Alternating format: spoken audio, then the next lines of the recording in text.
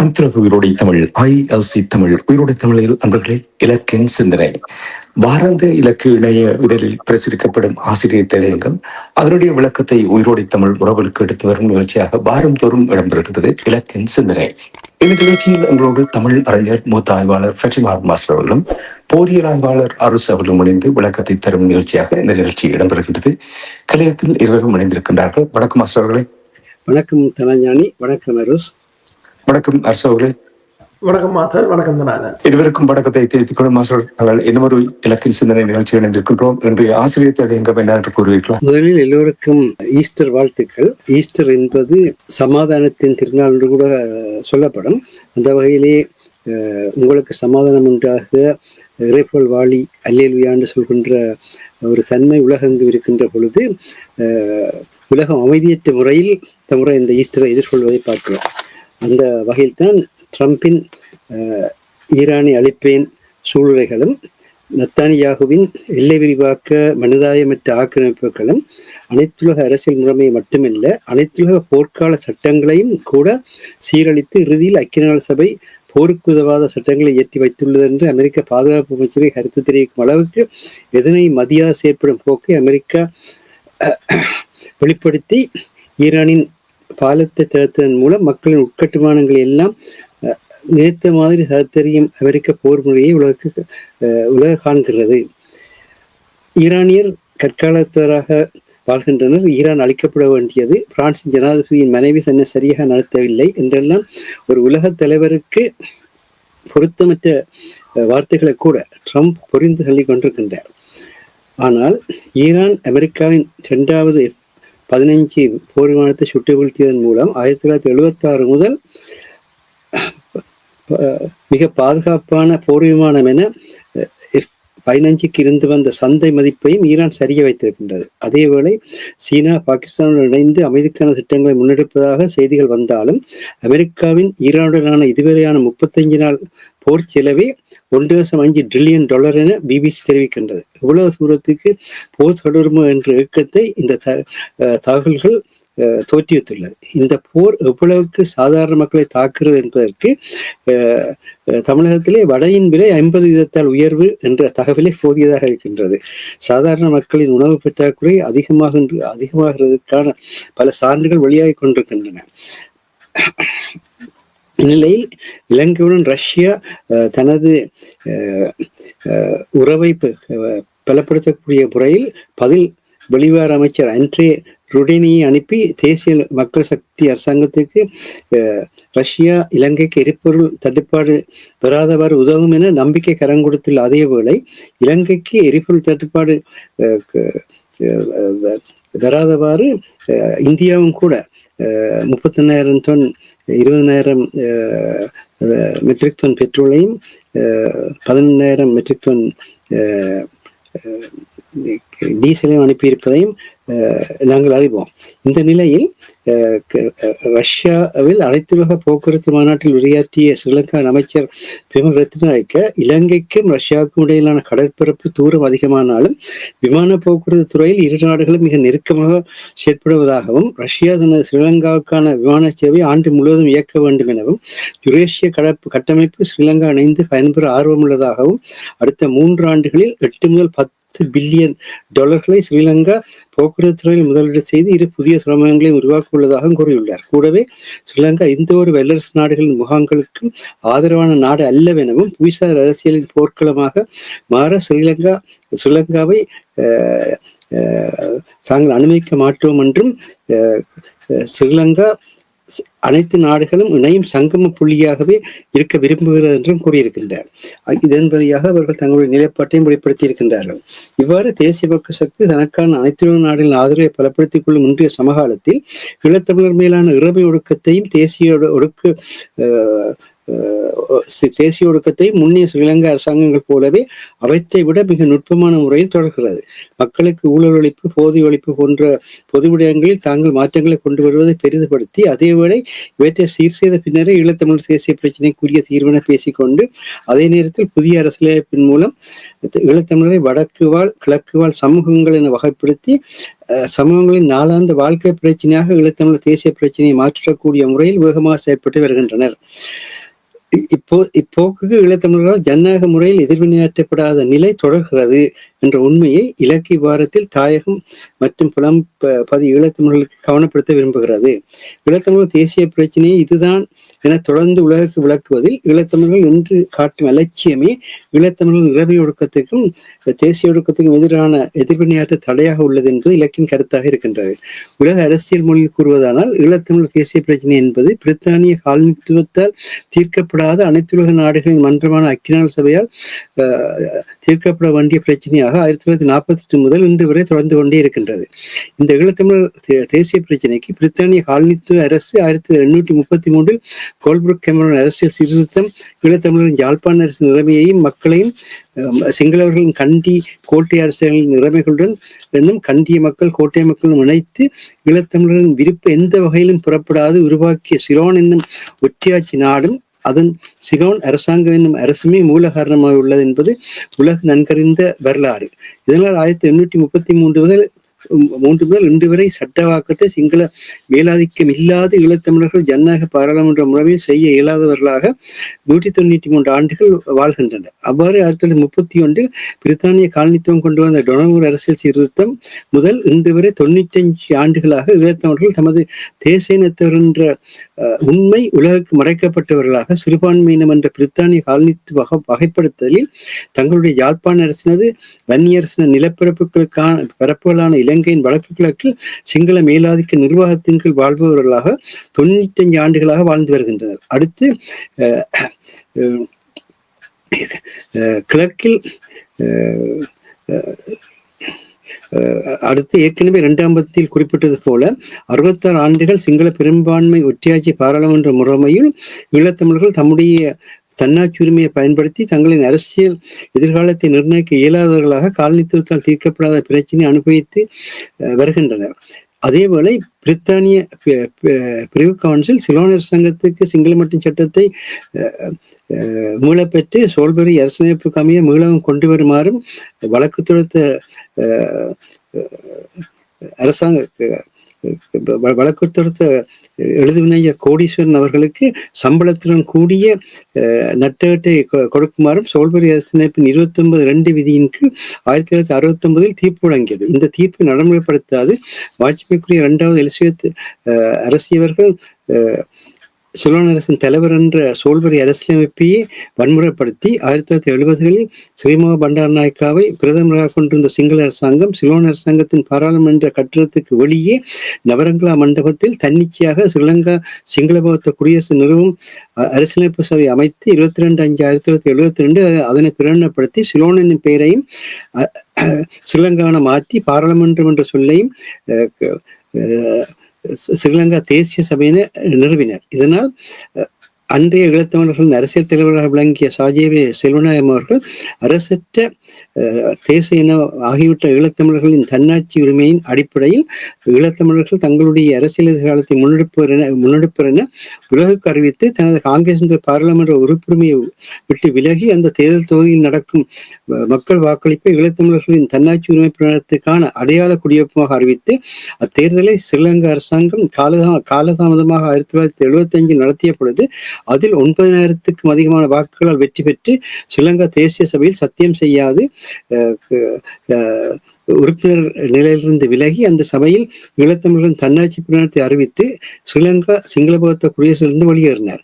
1976 இந்த ஈழத்தமிழரின் தன்னாட்சி உரிமை பிரகடனம் வட்டுக்கோட்டை தீர்மானமாக மே 14 பன்னாகத்தில் தமிழர் விடுதலை கூட்டணி கூட்டணியில் உலக அறிவிக்கப்பட்டது. 1977 பொதுத்தேர்தலை வட்டுக்கோட்டை தீர்மானத்துக்கான வடக்கு கிழக்கு தழுவிய குடியேற்றமாக அறிவித்து வெற்றியும் பெற்றனர். இவ்வாண்டு இந்த வட்டுக்கோட்டை தீர்மானத்தின் 50வது ஆண்டு வட்டுக்கோட்டை தீர்மானத்தின் பொன்விழா ஆண்டாக 14/5/2026 வருகிறது. இந்த உண்மையினை இன்று ஈழத்தமிழ் அரசியல்வாதிகள் இன்று உலகுக்கும் ஈழத்தமிழ் இளைய சமுதாயத்துக்கும் வெளிப்படையாக கூறி ஈழத்தமிழர்கள் பிரிவினை கோரவில்லை. தங்களின் தன்னாட்சி உரிமையின் அடிப்படையில், தங்களின் வரலாற்று தாயத்தில், தங்களின் ஈழத்தமிழர் இருந்த தேசியத்தின் அடிப்படையில், தங்களின் பாதுகாப்புடன் கூடிய அமைதியையும் வளர்ச்சிகளையும் கொண்ட அரசியல் எதிர்காலத்தை தங்களின் பிரிக்க இயலாத தன்னாட்சி உரிமையின் அடிப்படையில் நிர்ணயித்தல் என்பதை ஈழத்தமிழர் தேசிய பிரச்சனை என்பதை உறுதி செய்ய தவறுகிறார்கள்.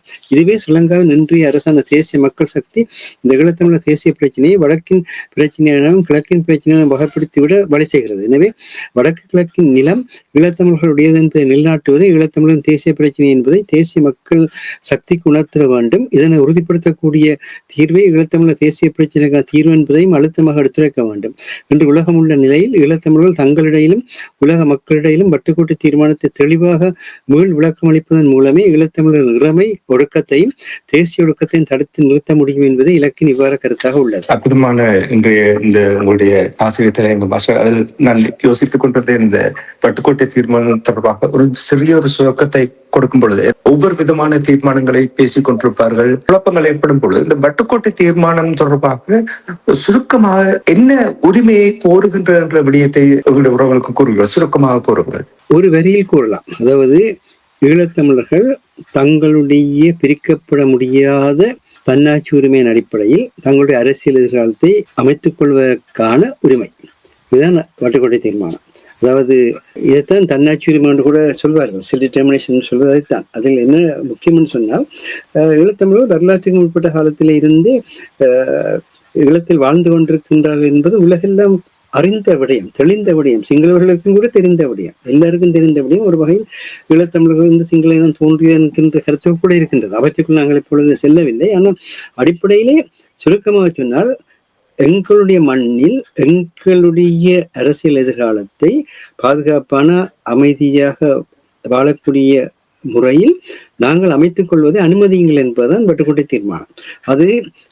அதை நீங்கள் அனுமதிக்காவிட்டால் நாங்கள் எங்களுக்கான ஆட்சி அமைத்து அந்த வகையிலே அதை எங்களுக்கு ஏற்படுத்திக் கொள்வோம். அதை நீங்கள் சட்டப்படி, அதாவது ஜனநாயக முறைப்படி நீங்கள் அதை ஏற்றுக்கொள்ளாவிட்டால் நாங்கள் எந்த வழியிலும் அதை அடைவோம் என்றும் அதை கூறியிருந்தால், அது மட்டுமல்ல, அந்த 1977 ஆண்டு தேர்தலில் இந்த வட்டுக்கோட்டை தீர்மானத்தின் அடிப்படையில் போட்டியிட்டவர்கள் வென்றதன் பின்னர் அப்பொழுது தேசிய சபை என்றுதான் சொல்லப்பட்டது. தேசிய சபைக்கு செல்லாமல் அவர்கள் வந்து தமிழீழத்துக்கான தேசிய சபை அமைத்து தமிழீழ அரசியலமைப்பை உருவாக்குவார்கள் என்றும் சொல்லப்பட்டிருந்தது. ஆனால் அதை இவர்கள் செய்யவில்லை என்பது அடுத்த பிரச்சனையுடைய.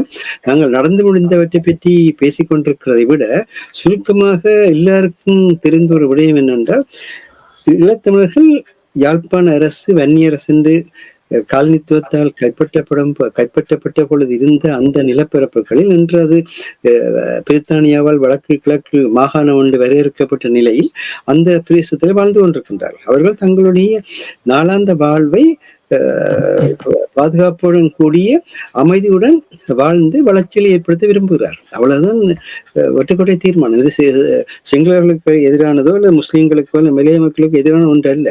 நாங்கள் எங்களுடைய வாழ்வை வாழ விரும்புகின்றோம். அதே நேரத்தில் நாங்கள் எங்களுடைய வாழ்வை உறுதிப்படுத்துகின்ற பொழுது சகோதரத்துவத்துடன் நாங்கள் வந்து இலங்கை தீவினுடைய இன்னொரு தேச இனமாக இருக்கின்ற சிங்கள மக்களுடைய வாழ்வு எங்களுடன் வர்த்தக ரீதியாக வந்து வாழத் தொடங்கி இன்று இலங்கையின் குடிகளாக இருக்கின்ற முஸ்லிம் மக்களுடைய வாழ்வு, தொழில் ரீதியாக வந்து இன்று இலங்கையின் குடிகளாக இருக்கின்ற மலைய மக்களுடைய வாழ்வு, இவற்றினுடைய பாதுகாப்புக்கும் இலங்கை தீவினுடைய பாதுகாப்புக்கும் நாங்கள் எங்களால் இயன்றதை செய்வோம் என்கின்ற அடிப்படையில் அமைந்துதான் இந்த வட்டுக்கோட்டை தீர்மானம். நன்றி பாஸ்கரன். அதை கேட்ட காரணம் என்னென்றால், இவ்வளவு ஆண்டுகள் கடந்திருக்கின்ற நேரத்தில் உலக ஒழுங்கில் மாற்றங்கள் வந்து கொண்டிருக்கின்றது.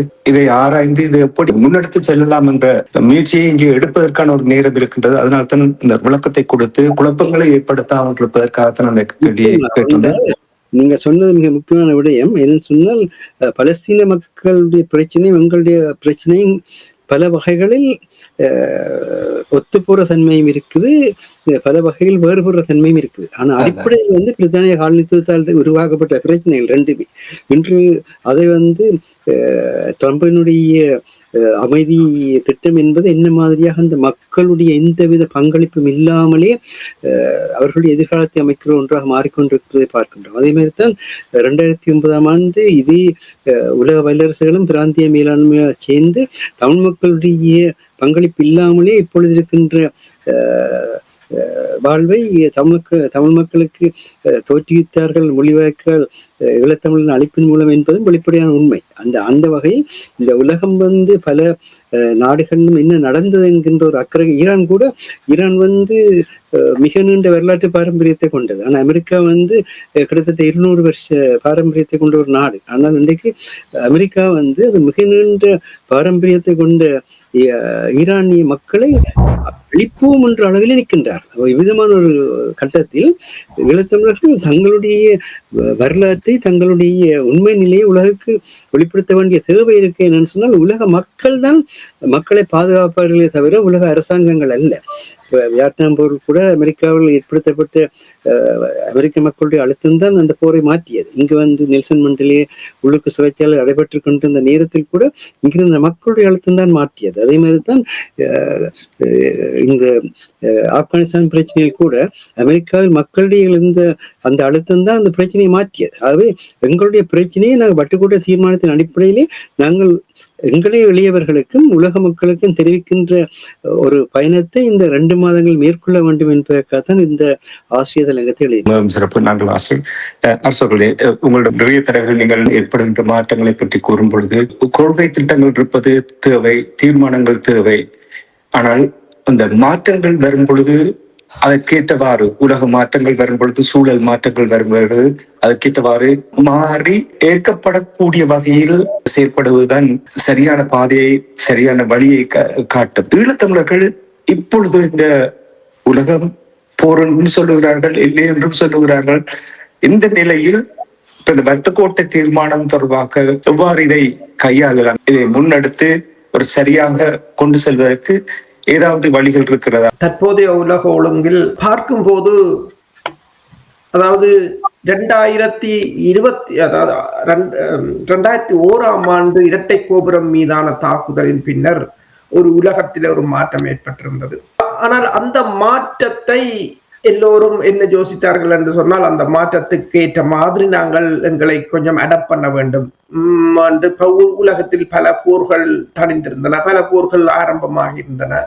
ஆனால் மீண்டும் ஆயுத போராட்டங்கள் எல்லா இடமும் வெடித்திருந்தன, போர்களும் இடம்பெற்றிருந்தன. அதுக்கு பிறகு எத்தனையோ போர்கள் நடந்தன, எத்தனையோ வெற்றிகள், எத்தனையோ தோல்விகளை கண்டிருந்தது உலகம்.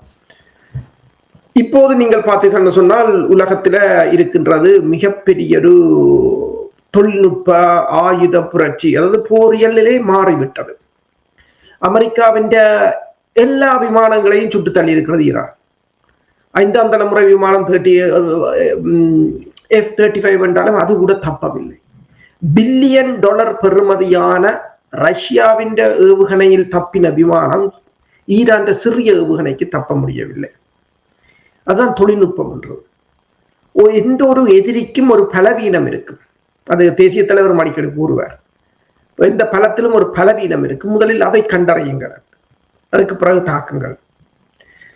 ஆனால் எங்களை பொறுத்த வரையில் எதிரியின் பலவீனத்தை நாங்கள் தேடுகிறோமாண்டா இல்லை. ஒரு மாயையான பலத்தை நோக்கி கற்பனையில் நடைபோட்டுக் கொண்டிருக்கின்றோம். அந்த மாயை உடைந்து விழும்போது, இப்ப ஐக்கிய நாடுகள் சபை என்ற மாயை உடைந்து விட்டது. எங்களுக்கு அடுத்தது இங்கே என்ன தெரியாது. இப்போ ஐக்கிய நாடு சபை ஓடினவே அடுத்த என்ன செய்ய போறீங்க? பிளான் பி நத்திங், ஒன்றும் இல்லை. பலர் பல மாறி பேசுகிறாங்க. இந்த நவீன உலக யுகத்தில ஆயுத போராட்டம், அதாவது போர்கள் சரி வராது என்று கூட பலர் முடிவெடுத்து விட்டார். ஆனால் ஈரான் போராடுகிறது, ஈரான் இன்றும் போராடுகிறது. அதுக்கும் உலகத்தின் வல்லரசை எதிர்த்து போராடுகிறது. உலகத்தின் வல்லரசு இப்போது 48 மணி நேரம் போர் நிறுத்தம் ஈரானிடம் இருக்கிறார். ரஷ்யா போராடவில்லை. பில் கிளிங்டன், நான் சொல்லவில்லை இதை, பில் கிளிங்டன் சொன்னார். உங்கள் F-35 ரஷ்யா வீழ்த்தவில்லை, சீனா வீழ்த்தவில்லை, ஈரான் வீழ்த்தியது. அதுக்கு சிறிய ஒரு ஏவுகணை, அது 10,000 அடி தான் போகும். அதுக்கு அந்த ஏவுகணையை நீங்கள் பார்த்தீர்கள் சொன்னால் அதுக்கு ஏவுவதற்கு லாஞ்சரும் இல்லை, சும்மா ஒரு ஸ்டாண்டில் வச்சுத்தான் ஏவுறாங்க. இப்ப என்னென்று சொன்னால் பலவீனத்தை பார்க்கிறார்கள், அஞ்சாத தன்மை. அதே மாதிரிதான் இந்த வட்டுக்கோட்டை போர் தீர்மானமாக இருக்கலாம், மற்றது அதை கொண்டு சென்று கதைக்கிற துணிச்சல் வேண்டும். உங்களுக்கு துணிவில்லாது விட்டால் சரி, எந்த போராட்டம் என்றாலும் உங்களுக்கு துணிவில்லை என்று சொன்னால், உங்களால் அது பயம் என்று சொன்னால், உங்களுக்கு உங்கள் குடும்பங்களுக்கோ அல்லது உங்கள் உறவினருக்கோ அது பாதிப்பு என்று சொன்னால் ஒதுங்கிருங்கள். உங்களை யாரும் கேட்கவில்லை, நீங்கள் வாருங்கள், இதற்கு கதை சொல்லுங்கள், இந்த போராட்டத்தை கூடி கும்மி அடிச்சிட்டு போங்கள் என்று யாரும் கேட்கவில்லை. அதுதான் இது இங்க இருக்கிற பிரச்சனை. அடுத்து இன்னொரு சமுதாயம் வேற மாஸ்டர்ஸ் கூறினார், ஒரு தரப்புக்கு 250 வருட வரலாறு, மற்றவனுக்கு 2500 வருட வரலாறு. அதுதான் அந்த வரலாறு. இப்ப அவர்கள் இழந்தார்கள். இப்ப நான் முதலும் கூறினேன், தலைவனின் பிள்ளைகள் என்று சொல்கிறார், தேசிய தலைவர் பிள்ளைகள் என்று. ஒரு தலைவன் பிள்ளைகள் என்றால் எப்படி இருக்க வேண்டும் என்று சொல்லணும்னா, கமானின் பிள்ளைய பாருங்கள். கமானி இறந்தார், கமானின் பிள்ளை வந்தது. அப்ப அப்படித்தான் சும்மா சொல்லிக்கொண்டு தலைவற்ற புள்ளி என்று சொல்லிக்கொண்டு நீங்கள் எதுக்குமே செய்யாமல் யாரோ ஒருத்தனோடு ஒட்டிக்கொண்டு யாரோ ஒருத்தன் அவனை நம்புறது இவனை நம்புறது என்று சொன்னால் அது என்ன செய்கிற என்ன நடக்குது என்று சொன்னால், இந்த எங்கள்கிட்ட இருக்கிற எங்கள கொஞ்ச நஞ்ச மன உறுதியையும் இல்லாது செய்து. ஈரான் வெளிவார அமைச்சரோடு கதையை சொன்னார். ஏன் பாலத்தை தாக்கினார்கள், ஏன் பள்ளிக்கூடத்தை தாக்கினார்கள்? Moral collapse. அவர்களுடைய மன வலிமை உடைந்து விட்டது. எதிரி மன வலிமை உடைந்ததோட ஆட்டத்தில் தோக்குறவன் தான் எப்போதும் ஆட்டத்தை குழப்புவான். அப்ப மன வலிமை குறைந்ததால் தான் அவர்கள் அவ்வாறு தாக்குகிறார்கள் என்று. அதே போலதான் நாங்கள் ஒரு சிலர் ஒட்டுமொத்த இனத்தின் மன வலிமையை குலைக்க முடியாது. எங்களுக்கு பயம் என்று சொன்னால் நாங்கள் பயந்து ஒதுங்கி இருந்து விடுவதை சால சிறந்ததை தவிர அதை கொண்டு போய் ஒரு இனத்திடத்தில் திணிச்சு அதை குழப்பி விட முடியாது. வட்டுக்கோட்டை தீர்மானம் இருக்கின்றது, நல்லது. இப்போ ஒரு சர்வஜன வாக்கெடுப்பை கேட்கிறார்கள். அப்ப என்னிடமும் சிலர் கேட்டார்கள், இந்த சர்வஜன வாக்கெடுப்பு வேண்டும், தமிழிடம் எங்களுடைய இறுதியான கொள்கை. ஆனால் அதற்கு முதல் வருவதை எல்லாம் எடுத்துக்கொண்டுதான் நீங்கள் போக வேண்டும். இப்ப இருக்கிற நிலையில் இன்றைக்கு நீங்கள் பாருங்கள், பெட்ரோல் பிரச்சனை, இந்த உலக பிரச்சனை, எங்களிடம் என்ன அதிகாரம் இருக்கிறது? கிராம அதிகாரம், நகர அதிகாரம், மாகாண சபை அதிகாரம். இதுகளை பெற்றுக்கொண்டால் இதுகளுக்கு நாங்கள் மற்ற நாடுகளுடன் உறவாட முடியும். அப்பாடு ஒன்றையும் இல்லை, வர விடார்கள். சரி, இப்ப பொதுஜன வாக்கெடுப்பு என்று கதைக்கிறார்கள். அன்னைக்கு ஒருவர் என்னிடம் கேட்டால், பொதுஜன வாக்கெடுப்பு என்றால் இப்ப இருக்கிற நிலைமையில எல்லாம் கிழக்கு மாநிலத்தில் முழுக்க சிங்களவர்களும் முஸ்லீம்களும், அவர்கள் தமிழற்ற விகிதாசாரம் குறைந்து விடும். சில சமயங்களில் அது நெகட்டிவா, ஸ்காட்லாண்ட்ல மாதிரி தோல்வி என்றாலும் அடையும். அதை நடத்துகிறார்களோ இல்லையோ அடுத்த விஷயம்.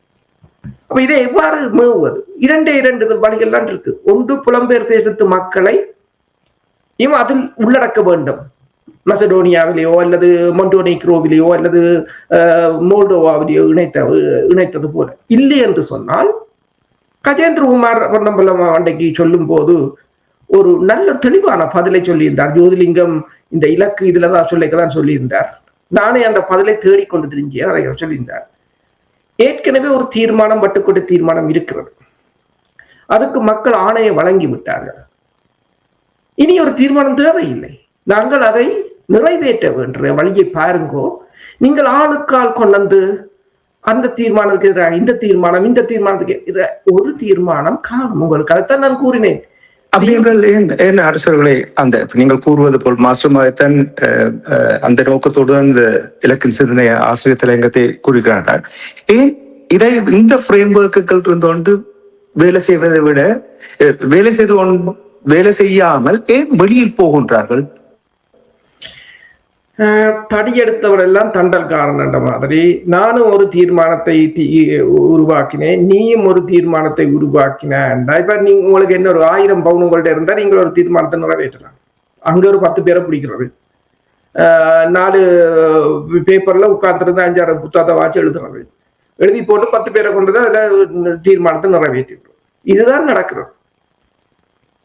இப்ப 2000 பவுன்ஸ் இருந்தா நானும் ஒரு தீர்மானத்தை கொண்டு வந்து நிறைவேற்றலாம். 100 பேர் அங்க பிடிக்கிறது பெரிய பிரச்சனை இல்லை. என்ன பிரச்சனைன்னு சொன்னா, இருக்கிறதுக்கு முதலாவது நடத்த பாருங்கோ. எவ்வளவோ பிரச்சனைகள் இருக்கின்றது. இந்த தாயகத்தில காணாமல் போனவர்கள் இப்ப தேடுவார் இல்லை. ஏன்னா அவர் பிஸி, எல்லாரும் வேற வேற வேலையோடு ஓடிக்கொண்டிருக்கிறாங்க. அப்ப பிறகு இன்னொன்று வந்துடும். போராட்டம் பண்றது தலைவர் கூறுவார், சாப்பிடக்கையும் இருக்கையும் நிக்கையும் குளிக்கையும் எனக்கு அதுதான் சிந்தனையாக இருக்கும் என்று அந்த போராட்டம் தொடர்பாக. அப்பப்பதான் அதனால் தான் அவர்கள் அந்த இமாலய வெற்றியை பெற்றார்கள். இன்றைக்கு யார் அப்படி நினைக்கிறார்கள்? மாஸ்டரிடம் செல்வதற்கு முன்னதாக எதிரியினுடைய பலவீனத்தை தேடவில்லை என்றீர்கள். சரியாக, அதாவது பலவீனம் இருக்கும் பொழுதுதான் நீங்கள் பேரம் பேசக்கூடியதாக இருக்கும், சமமாக இருந்து பேசக்கூடியவர்களுமே ஏற்படுத்தக்கூடிய தன்மையை ஏற்படுத்தும். அதே நேரத்தில் நீங்கள் கூறுகிறீர்கள், நாங்கள் இங்கே அடிக்கடி கூறிக்கொண்டு வருகின்ற விடயம் என்னவென்றால், எங்களிடம் எந்த ஒரு அதிகாரமும் இல்லை. அன்று கூட நாங்கள் பேசும்பொழுது நீங்கள் கூறினீர்கள், கட்டித்தந்த கலாச்சார மண்டபத்தை பராமரிக்கிறதுக்கான அந்த தகுதியும் நம்மிடம் இல்லை. வடக்கு கிழக்கில் ஏதாவது ஒரு விடயம் நடைபெற்றால் தமிழர்களிடமிருந்து எந்த ஒரு அனுமதியும் இல்லாமல் தொடர்ந்து வந்த அரசாங்கங்கள் தங்களுடைய நடவடிக்கைகளை எடுத்துக்கொண்டு செல்கிறார்கள் என்று நீங்கள் கூறும் பொழுது, பலவீனமான நிலைமை என்று சொல்லும் பொழுது இப்பொழுது இலங்கை அரசாங்கம் ஒரு பலவீனமான நிலையில் இருக்கின்றது. இதை எவ்வாறு கையாளலாம்? இப்போது இலங்கை இந்த பலவீனம் மிகவும் பெரும் ஒரு பலவீனத்தில் இருக்கிறது. இலங்கை ஈரானிய கடற்படையினரை இன்னும் விடுவிக்கவில்லை, இந்தியா விடுவித்து விட்டது. ஒரு சமயம் அமெரிக்கா இந்த போரில் சிக்கி அமெரிக்காவின் பெருமளவான படையினர் ஈரானால் கைது செய்யப்பட்டால் இந்த 240 பேரையும் அமெரிக்கா பொறுப்பெடுத்து ஒரு கைதுகள் பரிமாற்றத்துக்காக வைத்திருக்கிறதோ என்ற கேள்விகளும் இருக்கின்றது. அமெரிக்காவின் 10 உலங்கு வானூர்திகள் அமெரிக்கா இலங்கைக்கு கொடுக்க இருந்த உலங்கு வானூர்திகளிடம் ஒரு தொகுதி அமெரிக்கர்கள் வரப்போகிறார்கள். இப்போது மத்திய கிழக்கில் அமெரிக்காவின் பிடி தளர்ந்து வருவதால் அமெரிக்கா இலங்கையை டியாகோ காசியாவை தான் எடுக்க போகிறது. அது நீங்கள் இப்ப அன்றைக்கு முஷராப் கூறினது போலதான், நீங்கள் தளத்தை தாருங்கள், இல்லை என்றால் கற்காலத்துக்கு போவீங்கள் என்று புஷ் அப்ப சொன்னது என்று சொல்லியிருந்தார். அதே போலதான் இலங்கையை அவர்கள் கேட்பார்கள், இல்லை என்றால் எடுத்து விடுவார்கள். அதுக்காக மாற்று கருத்துக்கு இடமில்லை. இப்ப இலங்கைக்கு ரஷ்ய பிரதிபலிவார் அமைச்சர் போனார். இலங்கைக்கு இப்போது எண்ணெய் தேவை, ஆனால் ரஷ்யாவிடம் கேட்டிருக்கிறார். ரஷ்யா ரூபிளில் கொடுக்கும் அல்லது யுவானில் தான் கொடுக்கும், டாலரில் கொடுக்கும். இவர்கள் இப்ப இருக்கிற இலங்கையின் மத்திய வங்கியின் ஆளுநர் நந்தன விஜயசேகர அவர் டாலரை விட்டு இறங்க மாட்டார். அவரைத்தான் கோத்தபாயா கொண்டு வந்து போட்டார். அப்பவும் இதே பிரச்சனை தான். ரஷ்யாவிடம் போனார்கள், ரஷ்யா யுவான் அல்லது ரூபிள் என்று சொல்லிவிட்டது. இவர்கள் வாங்க முடியவில்லை. இறுதியாக இந்த டாலரையும் நோகக்கூடாது, அமெரிக்காவுக்கும் பிரச்சனை வரக்கூடாது, எங்களுக்கும் எண்ணெய் வேணும் என்று யோசித்து ஒரு முடிவுக்கு வந்தார்கள். ஈரானுக்கு தேயிலையை கொடுத்து எண்ணெயை வாங்குவோம், தேயிலையை கொடுத்து எண்ணெய் வாங்க. இப்ப அந்த நிலைமையும் இல்லை. அப்ப இப்படியான இழுபறை நிலையில் இருக்கின்றது இலங்கை. இப்ப இலங்கையில பலவீனம் உங்களுக்கு தெரியுதானே, இப்ப இவ்வளவு பலவீனத்தில் இருக்குது. இதுக்குள்ள நாங்கள் எங்க இருக்கிறோம்? திருகோணமலை யாட்டு எங்கட கதைப்பார்களா போ யாராவது எங்களுடைய அரசியல்வாதிகளோ அல்லது அங்க இருக்கிற அத்தனை பேரும் அம்பானின்ற அடிமைகள். இங்க தாயத்துல இருக்கிற அரசியல்வாதிகள் அத்தனை பேரும் சொன்னா தானே, ஈரான் நாடாளுமன்ற உறுப்பினர்கள் 80% மாஸ்டர்ஸ் அல்லது PhD ஹோல்டர்ஸ். எங்கட தெரியும் தானே, சாராய வியாபாரி, பாலியல் குற்றவாளி, அப்படியானதுகள் தான் ஒரு இனத்தை இருக்கின்ற பிரதிநிதித்துவப்படுறது. அது வெக்கக்கேடு. யாரும் வெக்கப்படுறார்கள் இல்லை. அவரவர் என்னென்ன தொழில் செய்வாரோ அதைத்தான் செய்வார். அவர்கிட்ட நாங்கள் அதுக்காக எதிர்பார்க்க முடியாது உண்டு. இப்ப இதை துணிச்சலாக கதைக்கக்கூடிய ஆக்கள் யார்? அமெரிக்காவோட போய் கதைக்கலாம் இது தொடர்பாக, இது எங்கட இடம் என்று சொல்லி. ஏன் ஈரானோட கதைக்கலாம், ஏன் ரஷ்யாவோட கதைக்கலாம்? எங்கள் மக்கள் இது அப்படி கதைக்கும் போதுதான் நீங்கள் வெளியில் தெரிவீர்கள். ஸ்கொட்லாந்துல நாங்கள் போகும்போது அந்த அவர்கள் ஸ்கொட்டிஷ் நாடாளுமன்றத்தின் தலைவர் எங்கிட்ட சொன்னது எல்லாருக்கும் முன்னுக்கு அவர் சொன்ன ஒன்றுதான், உங்களோட பிரச்சனை இப்ப நீங்கள் வந்து உலகம் கும்பலா வரைக்கும் தெரியுது எங்களுக்கு. இதுவரை எங்க போனீங்கள் என்றார் அவர் கேட்கிற பலஸ்தீன நடுக்க தெரிகிறது. ஏன்னா நாங்கள் எல்லாவற்றையும் மாத்தி விட்டோம். புலிகளின் தாகம் தமிழ்ல வந்து தாயை வந்து சொல்றதுக்கே பயந்து தமிழரும் தமிழ் தாயை வந்து மாற்றி வச்சு இருக்கிற கும்பல்லாம் நாங்கள். பிறகு அதுல என்ன இதுல இருந்து என்னட்டு நாங்கள் முதலாவது இன்றைக்கு பாருங்கள் அப்பாஸ் அரட்சிக்கு வந்து கொலை மிரட்டல் விடப்படுது. அவர் நாளைக்கு இறக்கலாம். ஆனால் அவர் அதுக்கு சொல்லி அதற்கு அது பிரச்சனை இல்லை. நேற்று ஒரு வீடியோ பார்த்தேன். அவர் இந்த நண்பர் தான் ஒரு ஜெனரல், அவர் இறந்து விட்டார். அதில் அப்பாஸ் அரட்சி வந்து அதில் அந்த பெட்டிக்கு பக்கத்தில் இருந்து அழுவது வந்து ஒரு பெரிய ஒரு பரிதாபமாக இருந்தது. ஆனால் அழும்போது அவருக்கு தெரியும் நாளைக்கு அவரும் இறப்பார் என்று சொல்லி. ஆனால் அந்த தேசம் இருக்கின்றது. அந்த தேசம் ஒரு மிகப்பெரிய ஒரு இன்றைக்கு பார்த்தீங்கன்னு சொன்னால் எல்லா சேனலையும் நீங்கள் தூக்கி பார்த்தீர்கள் என்று சொன்னால் இன்றைக்கு ஒவ்வொரு வெள்ளிக்கிழமையும் தான் முஸ்லிம் நாடுகளை தாக்குவார்கள். இஸ்ரேல் அமெரிக்கா வழக்கம் ஒவ்வொரு வெள்ளிக்கிழமையும் அவர்களை அடிப்பு. இப்ப நீங்கள் பாருங்கள் ஒவ்வொரு வெள்ளிக்கிழமையும் தான் மிகப்பெரிய தாக்குதல்கள் நடைபெறுகின்றது. இந்த வெள்ளிக்கிழமை தான் கிட்டத்தட்ட 2 விமானங்களை இழந்தார்கள். இப்போது 3வது விமானம் இழந்தது. 4வது விமானம் இப்போது அவசர சமிக்கை அனுப்பியிருக்கிறது. 5வது விமானமும் அவசர சமிக்கை அனுப்பியிருக்கிறது. இன்றைக்கு நீங்க பாத்தீங்கன்னு சொன்னால் F-15 விழுந்தது, A-10 விழுந்தது. இன்னொரு A-10க்கு ஒரு என்ஜின் போய் பாதுகாப்பாக இறங்கிட்டது. ஒரு பிளாக் கப் அடிக்கப்பட்டு பாதுகாப்பாக இறங்கி இருக்கிறது. ஒரு F-16 7700 கோட்டை சொல்லி அவசர கோட்டைக்கு அனுப்பி இருக்கிறது. ஒரு டேங்கர் விமானம் அவசர கோட்டை அனுப்பியிருக்கிறது என்றால் பாருங்கள் ஒரு 24 மணி நேரத்துக்கு. என்ன பிரச்சனை என்று சொன்னால் நாங்கள் வெளியில் தெரிய வேண்டுமோ என்னவோ எதற்கும் நான் அதுக்காக சண்டை செய்யுங்கள் என்று சொல்லவில்லை. கதைக்க கூட ஏன் பயப்படுறீர்கள் என்றுதான் நான் கேட்கிறேன்.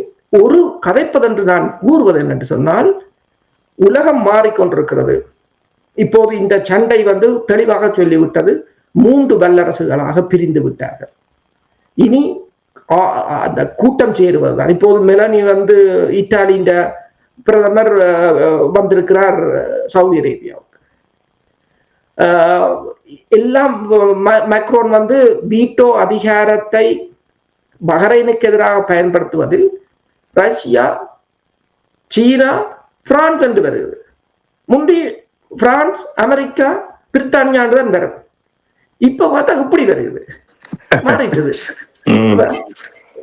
இது தான் எங்களுக்கு இப்ப தேவை. நீங்கள் அதைக்குத்தான் நான் சொல்வதை திருப்ப அந்தந்த நாடுகளில் இருந்து தங்கள் குடும்பத்தையும் குட்டியையும் வளர்ப்பவர்களை விட்டு விடுங்கள். ஆறாவது இந்த இனத்துக்காக வேலை செய்பவர்கள் தான் எங்களுக்கு தேவை. மகிழ்ச்சியாக இருக்கிறது. நீங்கள் எப்படி இதை ஒப்பிட்டு இங்கே உங்களுடைய கருத்தை முடிவுக்கு கொண்டு வந்திருக்கிறீர்கள் என்று பார்க்கும் பொழுது, அதாவது ஒன்றுமே நிரந்தரமாக இருக்க போவதில்லை. யார் எல்லாம் எதிர்பார்த்தார்கள்? இப்படி பிரான்ஸ் கூட ரஷ்யா, சீனாவோடு சேர்ந்து இதைத்தான் நீங்கள் மாஸ்டர் போன்றவர்கள் அடிக்கடி கூறிக்கொண்டு வருகின்ற விடயம். நாங்கள் உலகத்தின் ஓட்டத்தின் பால் செயல்பட வேண்டும் என்று கூறுவதற்கு நன்றி அரசு அவர்களே. மாஸ்டர் அரசு கூறியிருந்தார், கஜேந்திரகுமார் பொன்னம்பலம் அவர்கள் தெளிவான விளக்கத்தை கூறும் பொழுது வட்டுக்கோட்டை தீர்மானம் தொடர்பாக ஏன் தமிழர்கள் தொடர்பாக ஒரு பெரிய ஒரு நீங்களும் அடிக்கடி கூறுவது ஒரு மாநாட்டை நடத்தி ஓரிரு மாநாடு தண்டும் ஆரம்பத்தில் கொண்டு வந்து இந்த இப்பொழுது இருக்கின்ற இந்த சூழல்களை எவ்வாறு நாங்கள் கையாண்டு அதைக்கேற்ற மாதிரி இப்ப வட்டுக்கோட்டை தீர்மானம் 50 ஆண்டுகளாக ஆக போகின்றது. அப்படியான ஒரு தீர்மானம், ஏற்கப்பட்ட தீர்மானத்தை இதுவரை காலமும் நான் நிறைய தடவைகள் எங்களுடைய தமிழர் தரப்பினர் பேசியதை நான் கேட்டது அரிதாகத்தான் கேட்டிருக்கின்றேன்.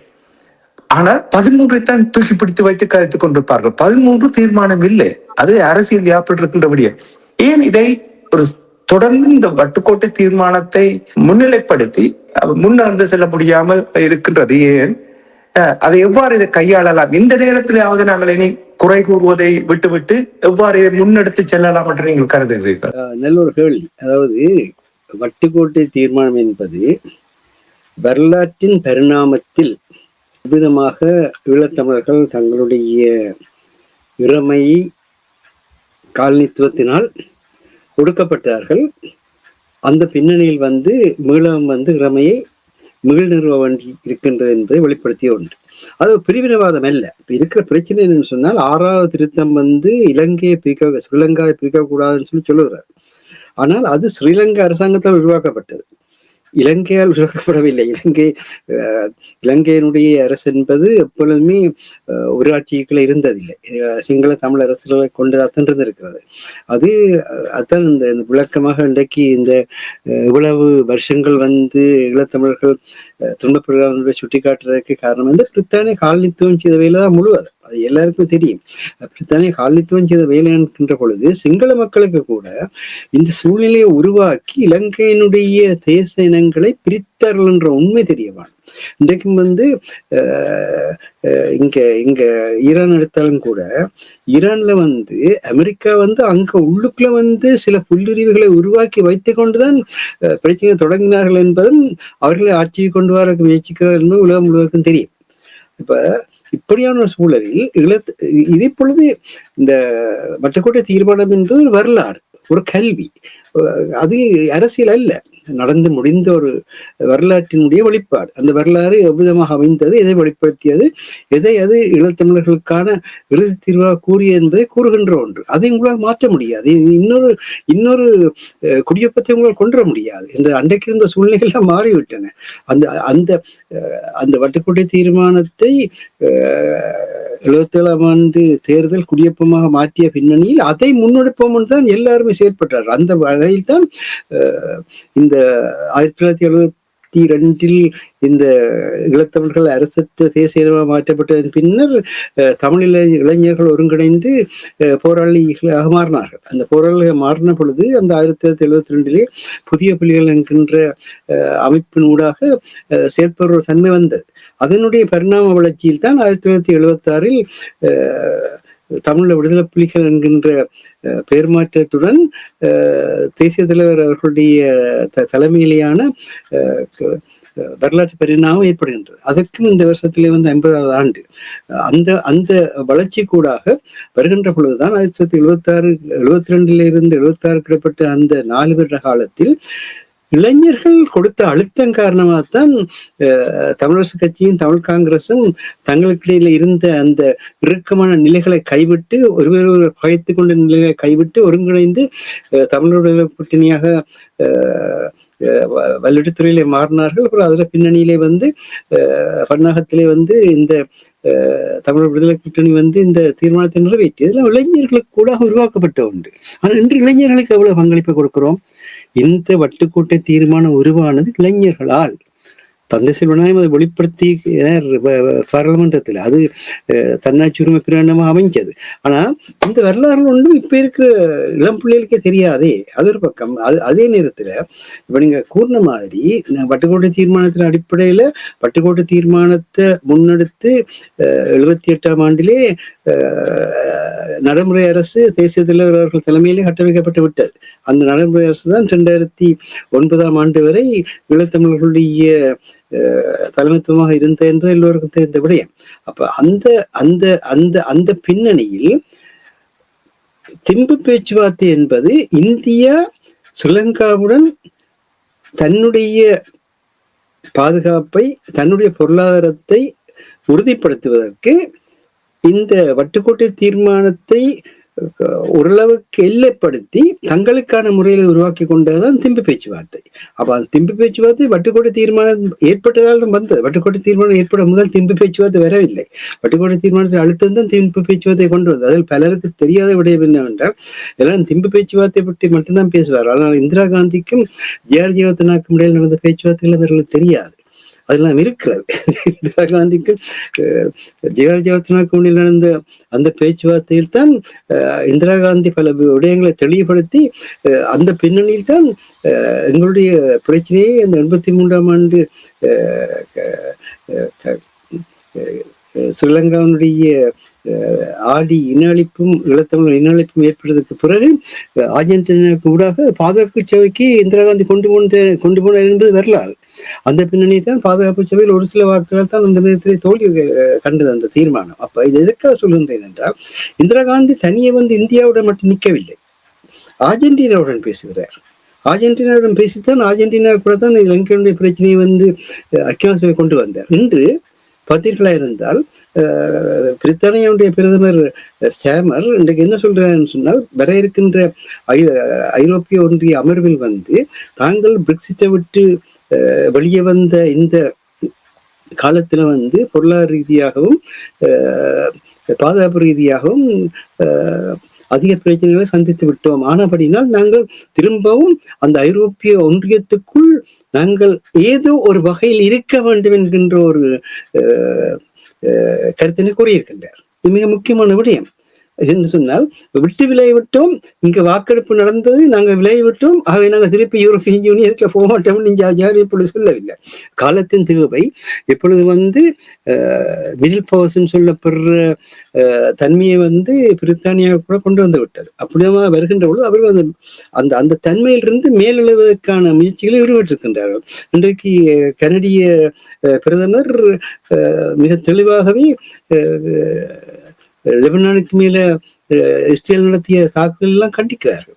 அமெரிக்காவுக்கு பயப்படவில்லை. இன்னைக்கு பிமல் ரத்னாக்கா கூட ரஷ்யால போய் நின்று கொண்டே ரஷ்யாவோட பேசிக்கொண்டே தாங்கள் வந்து ஒரு தங்களுக்கான நிலையில் தான் நிற்போம் என்ற கருத்தை கூறுகின்றார். நாங்களே நினைக்கிறோம், நாங்கள் ஒரு நாட்டில் நின்று கொண்டு அந்த நாட்டுக்கே நாங்கள் வந்து கால் கழுவினால் மட்டும்தான் அந்த நாடு எங்களோட நிற்கிற பிரச்சனை தான் பெரிய பிரச்சனையாக இருக்கிறது.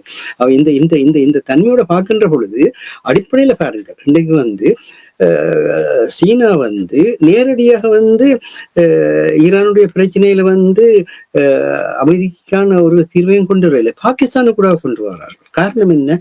பாகிஸ்தான் வந்து அந்த முஸ்லீம் நாடுகளுக்கு இருக்கின்ற ஒன்று. சீனா வந்து மதசார்பற்ற ஒரு நாடு. அப்ப சீனா ஒரு தீர்மானத்தை கொண்டு வர்றதுக்கும் அவர்களுக்குள்ளாக வந்து அவர்களுடன் பேசி அவர்களுக்குள்ளாக கொண்டு வர்றதுக்கும் இடையில் இருக்கிற தன்மையை பாருங்கள். அதனால தான் இன்றைக்கு அமெரிக்காவில் இருக்கின்ற அமைதிக்காக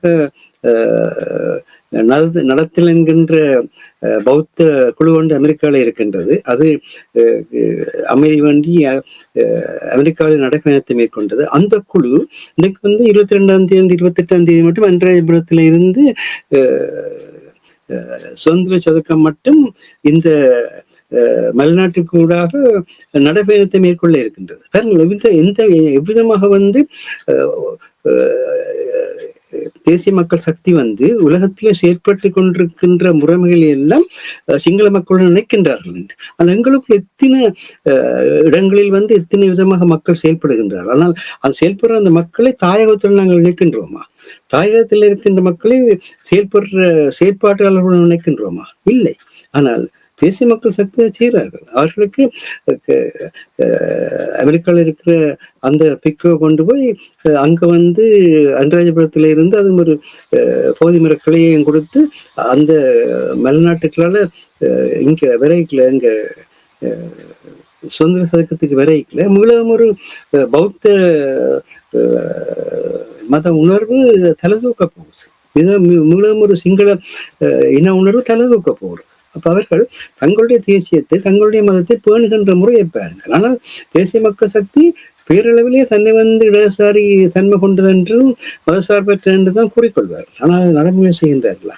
இந்த மக்களை தங்கள் வயப்படுத்துறதுக்காக மக்களுக்கான இந்த இதைத்தான் சொல்வது மூளைச்செலவு செய்வதென்று. ஆனால் எங்களை பொறுத்த மட்டில் வட்டுக்கோட்டை தீர்மானம் என்பது எங்களுடைய வரலாற்றினுடைய ஒரு பகுதி. அது பேசப்பட வேண்டிய ஒன்றாக இருக்கிறது. அது மாத்திரம் இல்லை, அதில் நாங்கள் பிரிவினை கோரவில்லை என்பதை நீங்கள் நிலைநிறுத்த வேண்டியவர்களா இருக்கின்றீர்கள். அந்த பின்னணியிலே வந்து தொடங்கப்பட்ட தேசிய விடுதலை போராட்டம் அந்த மக்களுடைய தன்னாட்சி உரிமையை அவர்கள் நிலைநிறுத்துவதற்காக நடத்தப்பட்ட ஒரு அமைதிக்கான போராட்டம் என்றதை சொல்லி அது பயங்கரவாதம் இல்லை என்று நிலைநிறுத்த வேண்டியவர்களா இருக்கின்றீர்கள். நீங்கள் வட்டுக்கோட்டை தீர்மானத்தினுடைய தெளிவில் தான் இந்த உலகெங்கும் இருக்கிற பிரச்சனையாகிய இந்த தேசிய விடுதலை இயக்கத்தை வந்து பயங்கரவாதம் என்று சொல்றதும் தேசிய விடுதலை போராட்டத்தை பிரிவினை என்று சொல்றதுமான அந்த கருத்துக்களை மாற்ற முடியும். அதுதான் தளம். அந்த தளத்தை நீங்கள் அது பிரித்தானிய காலனித்துவத்திலிருந்து நாங்கள் விடுபடுவதற்காக நடத்தப்பட்ட ஒன்றிய தவிர சிங்கள மக்களுக்கு எதிரானதும் இல்லை. சிங்கள மக்கள் பிரித்தானிய காலனித்துவம் தோற்றுவித்த நவகாலனித்துவத்தை பயன்படுத்தி எங்களை இணையழைப்பு செய்தார்கள். அது வேற விடயம் அது. ஆனால் இந்த அரசியல் வரலாற்றிலே இது வந்து ஒரு தொடர்ச்சியான ஒன்று. ஆகவே இந்த இவற்றை நாங்கள் சிந்தித்து செயல்படுத்துகிற மூலம் தான் செயல்பட முடியும். இன்றைக்கு ஈரான் வந்து இவ்வளவெல்லாம் தாக்கி அழிக்க நிலையிலையும் அரசு சொன்ன மாதிரி தோல்வியை தழுவுறவர்கள் தான் பேச துவங்குவார்கள். பேச துவங்குறோம் என்பது கண்டதெல்லாம் பேச துவங்குறோம் என்பது இவருக்கு தன்னிலேயே நம்பிக்கை இல்லாம போகுதோ அப்பொழுதுதான் தொடங்குற விடயம். ஆனால் ஈரான் என்று மட்டும் அமெரிக்க மக்களை பற்றி ஏதாவது பேசியிருக்கிறார்களா? அமெரிக்காவுடைய அரசியலை பற்றி ஏதாவது பேசியிருக்கிறார்களா? இல்லை. ட்ரம்பையும் ட்ரம்பினுடைய நண்பனாகிய நத்தான்யாகுவையும் பற்றித்தான் அவர்கள் பேசிக் கொண்டிருக்கிறார்களே தவிர அந்த முறைமைக்குள் அவர்கள் செல்லவில்லை. நாங்கள் என்ன செய்யறோம், ஒவ்வொரு தனிப்பட்ட ஆக்களை பேசுறதும் அதுக்குள்ள என்னன்னு சொன்னால் இப்ப இருக்கிற இந்த சமூக ஊடகங்களை பணியாற்றுகிறவர்கள் எவ்வளவு தூரத்துக்கு அவர்கள் ஒவ்வொன்றையும் விளங்கி பணியாற்றுறார்கள். ஒரு சிறிய உதாரணம் என்னவென்றால், போன முறை இந்த இலக்கின் சிந்தனையில எங்கள் மூவரை பற்றியும் நாங்கள் தலைமை தாங்கி நடத்தினால் என்ன என்று கருத்து கூறிய ஒரு நண்பர் சொல்லியிருக்கின்றார், நீங்கள் அப்படியெல்லாம் செய்யாமல் இதுக்கெல்லாம் உழைக்கிற அந்த உங்களோட உழைப்பை அதிகரிக்கிறதுக்கு நீங்கள் இதை செய்கின்றீர்கள் என்றால் நாங்கள் மூவரும் நாங்கள் இந்த ஊடக பயணத்தை தொடங்கிய காலத்திலிருந்து இன்று மட்டுமில்லை, இது எனக்கு 50வது வருடம். இந்த ஊடக பயணத்தை தொடங்கிய காலத்திலிருந்து இதுவரை ஊடகத்துறையிலிருந்து ஒரு சதம் கூட நாங்கள் எங்களுக்காக வேண்டி உழைப்பாக எடுத்ததும் இல்லை. நான் மட்டுமில்லை, தனாஞானியாக இருந்தாலும் சரி, அரசா இருந்தாலும் எல்லாம் உங்களுக்கு தெரியும். நாங்கள் இது ஒரே குடும்பத்தை சேர்ந்தவர்கள் தான் ஈழத்தமிழ் மக்கள் எல்லாரும். இங்க இருக்க யாருமே நாங்கள் இதற்காக உழைக்க வேண்டிய அவசியம் எங்களுக்கு இல்லை. எங்களுடைய அறிவு, எங்களுடைய ஆற்றல், எங்களுக்கு இருக்கின்ற கல்வி தகுதிகள் இதை கொண்டு உழைக்க எங்களால் முடியும். அப்படித்தான் எதுவும் இல்லைன்னு சொன்னால் நாங்கள் உடல் உழைப்பை கொண்டு எங்களுக்கு கைப்பலம் இருக்கிறது. இந்த கைப்பலத்தை கொண்டு நாங்கள் எங்களுக்கான வாய்க்கான உணவு எடுப்போமே தவிர இந்த சமூக ஊடகங்கள் செய்யற மாதிரி ஒருத்தர் சீண்டி விட்டு ஒருத்தர் கொழுவி விட்டு அதால வர மக்கள் தொகை ரசனையை கூட்டி அதால பணம் எடுக்க நிலைன்னு யாருமே இல்லை. ஆனா நீங்கள் எப்படி சிந்திக்கிறீங்க பாருங்க. நீங்கள் உங்களுக்காகத்தான் சொல்றோம். நீங்கள் அந்த கருத்தை போடுகின்ற பொழுது அந்த கருத்தை பார்த்தவர்கள் விழுந்து சிரித்திருப்பார்கள். நீங்கள் இத்தகையவர் என்பது அந்த உங்களோட விமர்சனங்களை வெளியாக்குது. தயவு செய்ய அந்த ஒரு சந்தர்ப்பத்தில் நான் அதை விளக்குவதற்கு இருக்கின்றேன் மாஸ்டர். நாங்கள் நிகழ்ச்சி என்று கொண்டு இந்த வட்டுக்கோட்டை தீர்வு தொடர்பாக நீங்கள் இப்பொழுது கூறும்பொழுது என்னமொன்று சிந்திக்க தோன்றிய என்னவென்றால், இப்ப கஜேந்திரகுமார் பொன்னம்பலம் இந்த வட்டுக்கோட்டை தீர்மானம் தொடர்பாக கூறிய விடயங்களை கூறும்பொழுது உங்களுக்கு தெரியும், ஒரு அரசியல்வாதி ஒரு விடயத்தை முன்னிலைப்படுத்தினால் இன்னும் ஒரு அரசியல் கட்சி அங்கே அதற்கு மாறாக பேசுவார்கள். பாருங்கள், 13வது திருத்த சட்டத்தை பற்றி பேசினா உடனடியாக எதிர்ப்பவர்கள் கொஞ்சம் பேர் இருப்பார்கள், ஆதரிப்பவர்கள் இருப்பார்கள். இனி அரசு தலைவருக்கான தேர்தல் வந்த பொழுது தமிழ் பொது வேட்பாளர் தொடர்பான குழப்பம் வந்த விடயங்களை தெரியும். அப்படி ஒரு நிலைமை இல்லாமல் இதை வலியுறுத்தி பலவீனமாக இருக்கின்ற அனுரகுமார் அரசாங்கம் பேசுவதற்கும் தயாராக இருக்கின்ற அந்த சூழலை பயன்படுத்தி எவ்வாறு இதை கையாளலாம் என்று உங்களால் கூற முடியுமா? அதாவது வட்டுக்கோட்டை தீர்மானத்தை முதல்ல அறிவு பூர்வமாக பாட நூல்களுக்கூடாக இளைய சந்ததிக்கு தெரியப்படுத்துங்க. என்று சொன்னால் இளைய சந்ததியினருக்கு இந்த போராட்டம் எதற்காக நடந்தேன்னு தெரியாம இருக்கு. அந்த போராட்டம் நடந்ததை வட்டுக்கோட்டை தீர்மானத்தை முன்னெடுப்பதற்காக மக்கள் நடத்தின போராட்டம் தான். ஏதோ தமிழ் விடுதலை புலிகள் மட்டுமில்லை, மற்ற போராளி இயக்கங்களும் கூட வெளிநாட்டிலிருந்து இறக்குமதியானவர்கள் அல்ல. எல்லோருமே எங்களுடைய மக்கள், எங்களுடைய சகோதரர்கள், எங்களுடைய பிள்ளைகள் தான் தங்களுடைய எதிர்காலத்துக்காக போராட்டம் யாருமே மறக்க முடியாது. ஆனால் இப்ப இருக்கிற பிள்ளைகளும் தெரியாது. அவர்களுடைய எதிர்காலத்துக்காக, அவர்களுடைய நன்மைக்காக நடத்தப்பட்ட போராட்டம். அப்ப அந்த போராட்டத்துடைய தெளிவை உறுதிப்படுத்துறதுக்கு இது பாடமாக, இது படித்து உணர்ந்த ஒன்று. அப்ப அந்த படித்து உணர்ந்த ஒன்று வரலாற்றை கொண்டு வருகிறது. அதுக்காக அன்றைக்கு 1833ஆம் ஆண்டுல இருந்து பேச வேண்டி வருகிறது. என்னன்னு சொன்னா வரலாற்றுடைய நீட்சி தான் வட்டுக்கோட்டை தீர்மானம். அந்த வட்டுக்கோட்டை தீர்மானம் வந்ததுக்கு பிறகு அதை இந்தியா தனக்கேற்ற மாதிரி மட்டுப்படுத்துறதுக்கு திம்பி பேச்சுவார்த்தையை கொண்டு வருகிறது. இந்தியா தனக்கேற்ற மாதிரியாக தொடர்ந்து அதை முன்னெடுக்கிறது, 13வது திருத்தத்தை கொண்டு வருகிறது. அதை நாங்கள் கூட சொல்லவில்லை. அது இந்தியாவினுடைய விருப்பாக இருக்கின்றது. இப்ப கூட நீங்க 13வது திருத்தத்தை தற்காலிகமாக ஏற்றுக்கொண்டு உங்களுக்கான அதிகாரத்தை எடுத்துக்கொண்டு நீங்கள் முன்னேற வேணும் என்ற அந்த கருத்தை இப்பொழுது அரசு கூட கூறினார். அதாவது நாங்கள் வல்லரசுகளுடனும் பிராந்திய மேலாண்மைகளுடனும் மோதிக்கொண்டு நிற்க முடியாது. அவர்கள் செயல்படுற தன்மைக்குள்ளும் சென்று அவர்களால் கிடைக்கக்கூடிய நன்மைகளையும் எடுத்துக்கொண்டு செல்ல வேண்டும். ஆனால் அப்படி எடுத்துக்கொண்டு செல்கின்ற பொழுது எங்கள் மக்களுக்கான கல்வி, எங்களுக்கு மக்களுக்கான வேலை வாய்ப்புகள், எங்களுடைய பிரதேசத்துடைய பாதுகாப்பு, எங்களோட இன்றைக்கு இலங்கையில மிகப்பெரிய தட்டுப்பாடு ஏற்பட்டு கொண்டிருக்கிறது நீருக்கு.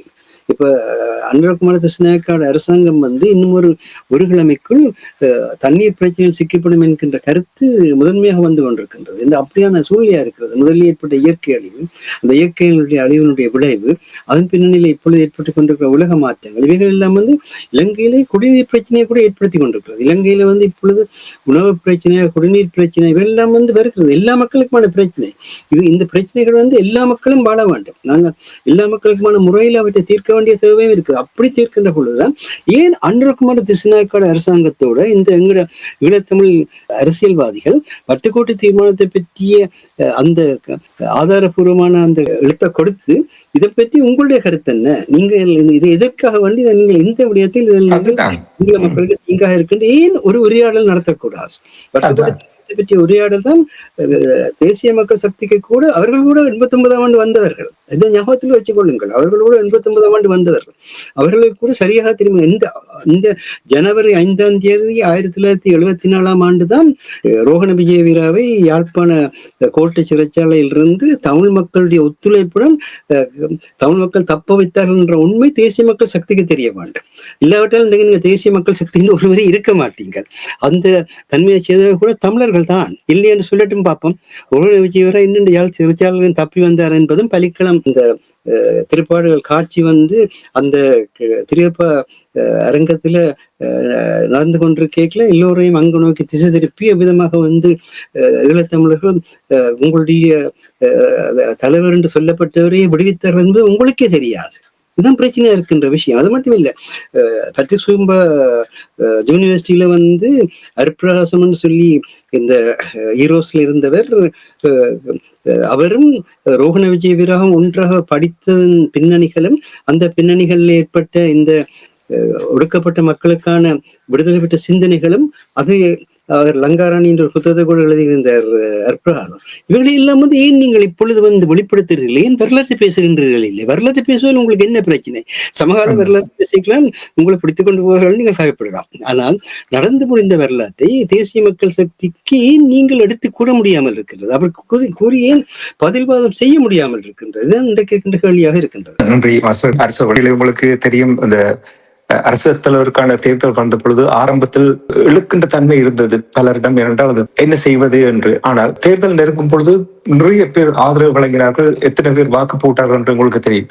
அப்ப இழுத்தடித்துக் கொண்டிருக்காமல் இந்த வட்டுக்கோட்டை தீர்மானத்தை முன்வைத்து அது தொடர்பாக அனுரகுமார திசுநாயக்காவுடைய அரசாங்கம் இல்லை, நீங்களே எத்தனையோ தடவைகள் கூறிவிட்டீர்கள், பல நாடுகள் பலவீனமான இருக்கின்ற நேரத்தில் தமிழர்கள் இதை எவ்வாறு ஒரு சந்தர்ப்பத்தை பயன்படுத்தி ஒரு பேச்சுவார்த்தைக்கு பேசுவதற்கு எவ்வாறு இதை உடனடியாக இந்த நடவடிக்கை எடுக்கலாம் என்று நீங்கள் உங்களுடைய அபிப்பிராயத்தை கூறுங்கள். எங்களிடம் ஒரு பேரம் பேசும் சக்தி இருக்குமாக இருந்தால் நாங்கள் தெளிவாக பேசலாம். இப்ப நீங்கள் சொன்னது போல அனுரகுமார திசுநாயக்காவுடன் பேசுவதால் எந்தவித தீமையும் ஏற்பட்டு விடப்படாது. யாரிடமும் பேசுவதால் தீமை ஏற்பட்டு விடாது. இல்லை, அதற்கு பிறகு நாங்கள் அடுத்தது என்ன செய்ய வேண்டும் என்பதை தீர்மானித்துக் கொள்ளலாம். தொடர்ந்து இயங்குவதுதான் இங்கு முக்கியமானது. பேசிவிட்டு அப்படியே இருந்து விடுவதல்ல, தொடர்ந்து இயக்க நிலையில் இருக்க வேண்டும். அதுதான் இங்கு முக்கியமானது. அது போராக இருந்தாலும் சரி, சமாதானமாக இருந்தாலும் சரி, அரசியலாக இருந்தாலும் சரி, இவன் வாழ்க்கையாக இருந்தாலும் சரி, நீங்கள் இயங்கு நிலையில் இருக்கும் போதுதான் நீங்கள் உயிர் வாழ்வீர்கள் என்ற ஒரு நிலையாகத்தான் இருக்கின்றது. இப்ப இதுல நீங்கள் கேட்டது போல வட்டுக்கோட்டை தீர்மானம் தொடர்பாக பேசலாம். இல்லை என்று சொன்னால் அதே தீர்மானத்தை வெளிநாடுகளுக்கு கொண்டு வரலாம். அதே வெளிநாடுகள் என்று சொல்லும் போது குறுகிய 4-5 நாடுகளுடன் நின்று விடாது, நீங்கள் எல்லா நாடுகளுடனும் ஒரு உறவுகளை ஏற்படுத்தலாம். அதற்கு அந்த தீர்மானத்துக்கு அடிப்படையான தேவைகளை இப்ப நீங்கள் கூறினீர்கள், கலாச்சார மண்டபத்தை கூட நிர்வகிக்க முடியும். ஏன் கலாச்சார மண்டபத்தை நிர்வகிப்பதற்காக தீர்மானம் நிறைவேற்றும் வரை நாம் காத்திருக்க தேவையில்லை. அதையும் கொண்டு போங்க, பரவலாக நீங்கள் எல்லாவற்றையும் கொண்டு போங்கள் என்றதான் இங்க முக்கியமானது. ஆனால் இவர்கள் சிலர் என்ன செய்கிறார்கள் என்று சொன்னால் அதை ஒன்றையும் செய்ய விடுகிறார்கள். இல்லை, அதாவது இது தமிழிடம் அது பொது வாக்கெடுப்பை கேட்கவில்லை, இல்லை தமிழில் கேட்கவில்லை, அதை ஒருவரும் விடவில்லை. அதை யார் விட்டது என்று சொன்னது? அன்றொன்று தேவைகளுக்கு இன்றைக்கு டீசல் பெட்ரோல் இல்லை என்றால் அதுக்கும் போய் சொல்லுவீங்களா? தமிழம் வரையில பொது வாக்கெடுப்பு வரையில இப்ப டீசலை கேட்கிறேன்டா கேட்பீங்க? இல்ல, அந்தந்த நேரம் என்னவோ அதை பெற்றுக்கொண்டு போக வேண்டியது ஒரு கடமை இருக்கின்றது. அவ்வாறான ஒரு அப்பதான் உங்களுடைய நிர்வாக திறமையும் வளரும். அப்ப நீங்கள் சொன்னது போல இப்ப யார் வேணும் பேசலாம், தொடர்ச்சியாக பேசுவது. அனுரகுமாரன் பேசும்போது அவர் தருகிறாரோ இல்லையோ அடுத்த அதுக்கு அடுத்ததாக நாங்கள் தொடர்ந்து பயணிக்க வேண்டும். அல்ல உரையாடல் என்பது என்னுடைய கருத்தை ஆதாரபூர்வமாக கூறுவதுதான் உரையாடல். அதுல நாங்கள் யாரையும் கட்டாயப்படுத்தவும் இல்லை, யாரையும் கிண்டல் பண்ணவும் இல்லை. அதுக்கு பதிலாக உரையாடலை சரியான முறையில் செய்தால் அறிவு தெளிவு வரும். எல்லாமே அறிவு தெளிவு வருகின்ற பொழுது அந்த சிந்தனை வளரும். அதே நேரத்தில் இப்போ உதாரணமா ஒரு சின்ன விஷயத்தை கூறி இதை முடிக்கலாம்னு நினைக்கின்றேன். இன்றைக்கு மன்னார் பகுதியில் இருந்து எண்ணெய் எடுப்பதும் கோபால்ட்டை எடுப்பதற்குமான முயற்சிகள் ஆரம்பமாகிவிட்டன. இந்த நேரத்தில் அரசாங்கம் கூட அந்த எண்ணெயை எடுப்பது பற்றி 3-4 வகைப்படுத்தி டெண்டர்களை கோரியிருக்கின்றார்கள் என்ற கருத்தில் கூட இருக்கிறது. ஆனால் இதுகள் நடைபெறுகின்ற பொழுது நாங்கள் எங்கட பக்கம், எங்கட கடல், எங்கட மக்கள், எங்கட கரையோரம் அதுல என்ன மாதிரியாக அதுல நாங்கள் முயற்சியில ஈடுபட்டு அந்த எண்ணெய் வளத்தை எங்கட மக்களுக்குமான ஒரு பொருளாதார மாற்ற போறோம். அந்த கோபால்ட் வளத்தை எப்படி எங்கள மக்களுக்கான பொருளாதார வளமா மாற்ற போறோம்ன்ற எண்ணம் இல்லை. இப்ப வேற யாராவது இப்ப யாரும் சொன்ன மாதிரி இந்திய வர்த்தகர்கள் முதலீட்டாளர்கள் அங்க எல்லாத்தையும் சிதைப்பாடு அடிமையா இருப்போம். ஆனா இப்பொழுது உலகத்துல போதிய வளம் தமிழர்கிட்ட இருக்குது. மன்னார் பக்கத்துல வர்ற அந்த புதிய அந்த எண்ணவள உற்பத்தி முயற்சிகளை, எண்ணெய் வளத்தை பெருகிற முயற்சிகளை, அல்லது கோபால்ட்டை அகழ்ந்தெடுக்கிற அந்த முயற்சிகளுக்கான தன்மைகளை இப்பொழுது ஏன் நாங்கள் அந்த விடயங்களை பற்றி ஆராயாமல் இருக்கிறோம்? எல்லாம் முடிந்த விற்பாடு நாங்கள் என்ன செய்யறோம்னு சொன்னால், முடிந்த விற்பாடு ஒன்றில் புலம்புவது, இல்லாட்டி இனி இப்படி செய்யலாம்னு கனவு காணுவது. இவ்வளவுதான். நிகழ்காலத்தில் வாழாமல் இருக்கின்றோம் என்பதுதான் கவலைக்குரிய ஒன்றாக இருக்கு. நிறைய வளம் இருக்கிறது, ஆனால் அதிகாரம் இல்லை. அதிகாரம் இல்லாத இந்த நேரத்தில் ஈழத்தமிழர்கள் பங்காளிகளாகவும் இல்லை, வெறும் பார்வையாளர்களாகத்தான். அதிகாரம் உருவாக்கப்படுறது தனாஞானி. அதிகாரம் இல்லாத இடத்திலும் இருக்கிற தன்மைக்குள் ஒரு சிறிய அதிகாரத்தை உருவாக்கலாம். அதான் நிறைய கூறுகிறார். அதாவது அது எம்மிடம் தானே தங்கி இருக்கிறது, ஈழத்தமிழர்களிடம் தானே தங்கி இருக்கிற மாஸ்டர். நாங்கள் யாரையுமே எதிர்பார்க்க முடியாது தானே. ஆமாமா, அதான் நாங்கள் எங்களுக்குள்ளேயே முதல் இருக்கிற தன்மைக்கு சிறிய அதிகாரத்தை உருவாக்க வேண்டும். சிறிய அதிகாரத்தை தக்க வச்சு கொண்டு அந்த பெரிய அதிகாரமா மாற்றலாம். ஒன்றுமே இல்லாமல் அந்த முயற்சிகளுக்கே நாங்கள் செல்லாமல் நின்று கொண்டு பொருளாதார முயற்சி இல்லாமல் என்னென்று பொருளாதாரத்தை மாற்ற போறீர்கள்? அரசியல்ல நேர் எதிராக வாதிடாமல் எப்படி மாற்றப்படுகிறது? இந்த கஜேந்திரகுமார் பொன்னம்பலம் அற்புதமான முறையில சட்டத்தறிஞர் முறையில பல விஷயங்களை முன்னெடுத்து கொண்டு போகிறார். அவருடைய தந்தை மாமனிதர் குமார் பொன்னம்பலம் அப்படியே செய்தார். அவருடைய தாத்தா அதை விட கட்டுத்தனமான முறையில இந்த பாராளுமன்றத்துல இந்த 50க்கு 50 கேட்டு பாராளுமன்றத்துல சட்டவாக்கம் சிங்களவர்களுக்கு சாதகமாக இல்லாமல் இருப்பதற்கு அவ்வளவுலாம் செய்தார்கள். அவர்கள் தெரிந்த சட்டத்துறைக்காக போறார்கள். அப்படி போட்டும் அதே மாதிரி முதலீட்டாளர் இங்கு வெளிநாட்டில் எத்தனை ஆயிரம் எண்ணெய் குதங்களை நடத்தியவர்களிடம் இருக்கின்றீர்கள்.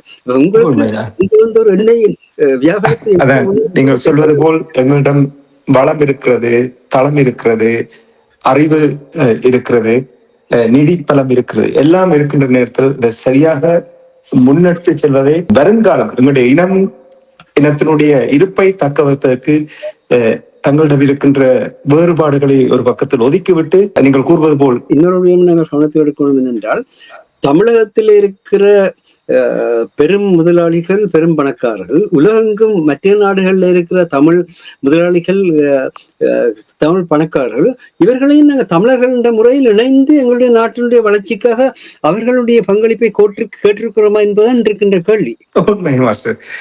நிச்சயமாக நல்ல ஒரு அந்த கேள்வியோடு நாங்கள் பிரதான செய்திகளுக்கு செல்ல வேண்டும்.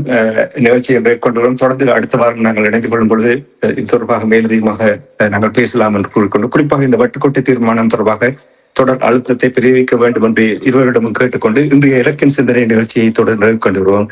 நிகழ்ச்சியில் பங்கெடுத்த தமிழறிஞர் மூத்த ஆய்வாளர் ஃபெட்டிமார் மாஸ்டர் அவர்களுக்கும் பொறியியல் ஆய்வாளர் அரசு அவர்களுக்கும் நன்றி கூறி தனாஞானி இந்த நிகழ்ச்சியை கொண்டு வருகின்றேன்.